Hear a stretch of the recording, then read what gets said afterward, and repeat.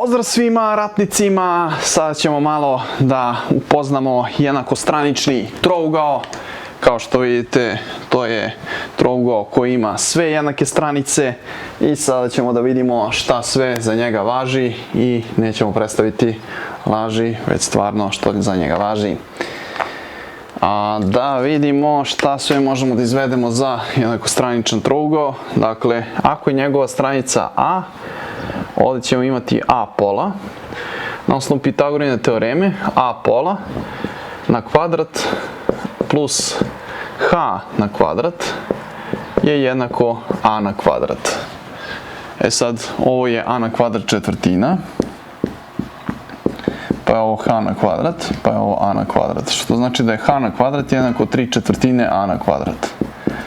Znači da je H jednako A koren iz 3 sa 2. Znači sad smo koristili da je koren iz ovoga, A na kvadrat može ispred i koren iz 3 je koren iz 3, koren iz 4 je 2, znači to je A koren iz 3 sa 2.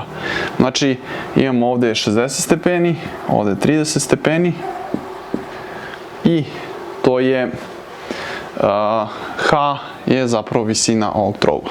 Sad, kod jednakostraničnog trougla se takođe sve četiri tačke koje su značajne za trougao nalaze unutar trougla. To su centar opisane kružnice, centar upisane kružnice, ortocentar i težište i nalaze se u istoj tački. Znači, to je centar svega u jednakostraničnom trouglu.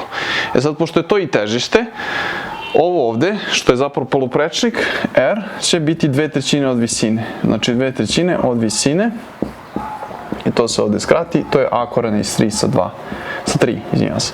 Znači to će biti zapravo ovo i to je poluprečnik opisanog kruga kod jednakostraničnog trougla.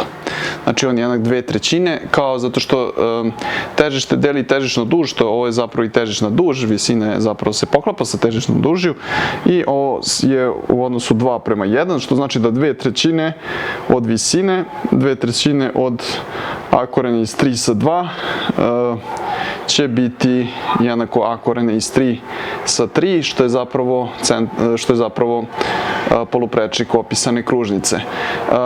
Poluprečnik upisane kružnice je ovo malo, znači odavde do ovde, i to je jednako malo R. Malo R je jednako 1/3 od A koren iz 3 sa 2. Znači to je 1/3 od A koren iz 3 sa 2 od visine i to je A koren iz 3 sa 6. A koren iz 3 sa 6, to je R, malo R, i to je poluprečnik upisane kružnice. Poluprečnik upisane kružnice, što još možemo izračunati? Znači imamo H, A, imamo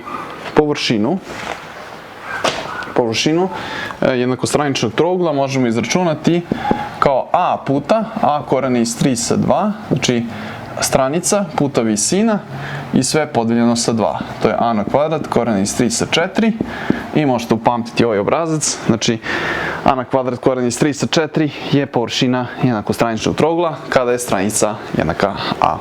Tako je bre, idemo bre.